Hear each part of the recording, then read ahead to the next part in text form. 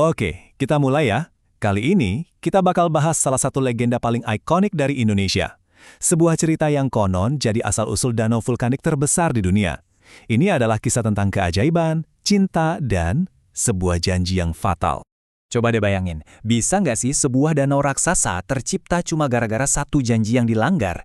Kedengarnya aneh banget kan? Tapi dalam legenda yang akan kita bedah ini, sumpah yang rusak justru jadi pemicu bencana alam yang mengubah segalanya. Yuk kita lihat gimana ceritanya. Jadi, ceritanya dimulai dari sini.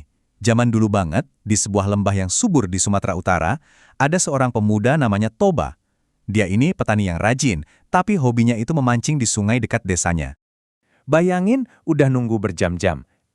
Nggak dapet apa-apa. Tiba-tiba pancingannya ditarik kencang banget. Pas diangkat, wah, bukan ikan biasa, tapi seekor ikan mas yang sisiknya itu loh berkilauan indah banget kena sinar matahari. Nah, Toba ini seneng banget dong. Dia bawa pulang ikan istimewa itu, niatnya mau dipelihara. Tapi pas sampai di rumah, sesuatu yang benar-benar di luar nalar terjadi. Sesuatu yang bakal mengubah hidupnya selamanya. Di depan matanya Toba, ikan emas tadi tiba-tiba berubah jadi cewek cantik banget. Gila kan? Nah, perempuan ini ternyata seorang putri yang dikutuk. Dan dia mau nikah sama Toba. Tapi ada satu syarat yang nggak bisa ditawar. Oke, ini dia nih, bagian paling penting dari ceritanya. Mereka bakal nikah, tapi pondasinya bukan harta atau apa-apa. Tapi cuma satu janji. Janji yang nggak boleh, sama sekali, dilanggar. Perjanjiannya simpel banget, tapi taruhannya besar. Toba harus bersumpah, seumur hidup, dia nggak akan pernah ngungkit-ngungkit kalau istrinya itu dulunya seekor ikan. Udah, itu aja. Toba setuju dengan sepenuh hati, dan akhirnya mereka pun menikah. Hidup mereka bahagia banget, beneran deh. Terus, mereka punya anak laki-laki namanya Samosir. Anaknya sih baik, tapi ada tapinya nih. Dia agak males dan makannya banyak banget. Waktu berjalan, semua kelihatan adem ayam aja. Sampai suatu hari, sebuah insiden kecil, benar-benar kecil, jadi pemicu bencana besar. Cuma karena satu momen emosi sesaat, janji yang udah dijaga rapi-rapi bakal hancur. Jadi ceritanya gini. Ibunya Samosir nyuruh dia nganterin bekal makan siang buat ayahnya di ladang. Tapi ya gitu, di tengah jalan, Samosir lapar. Nggak tahan dia, dibuka deh bekalnya. Dan, walah, dimakan hampir semuanya. Cuma disisain sedikit buat ayahnya. Nah, coba bayangin posisi Toba. Udah capek kerja seharian, lapar banget, pas liat bekalnya tinggal sisa-sisa doang yang meledaklah emosinya. Saat itu juga dia lupa sama sumpahnya yang paling suci. Dan terlontarlah kata-kata itu. Kata-kata yang seharusnya nggak pernah diucapkan. Dia teriak, "Dasar anak ikan!" Udah, selesai. Janjinya hancur lebur saat itu juga.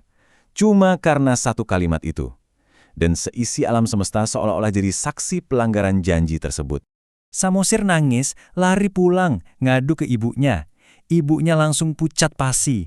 Dia tahu ini adalah akhirnya. Kedamaian mereka udah berakhir dan bencana besar akan segera datang. Dan benar aja, kejadiannya cepet banget. Begitu kata terlarang itu diucapin, langit langsung gelap. Hujan turun sederas-derasnya. Air muncrat dari dalam tanah. Gak lama, seluruh lembah itu tenggelam. Ibunya panik, nyuruh Samosir lari ke bukit yang paling tinggi untuk menyelamatkan diri. Dan lembah tempat mereka tinggal itu benar-benar berubah jadi danau raksasa. Nah, bukit tempat Samosir berlindung itu sekarang kita kenal sebagai Pulau Samosir yang ada persis di tengah Danau Toba. Jadi cerita ini tuh bukan sekedar dongeng pengantar tidur ya.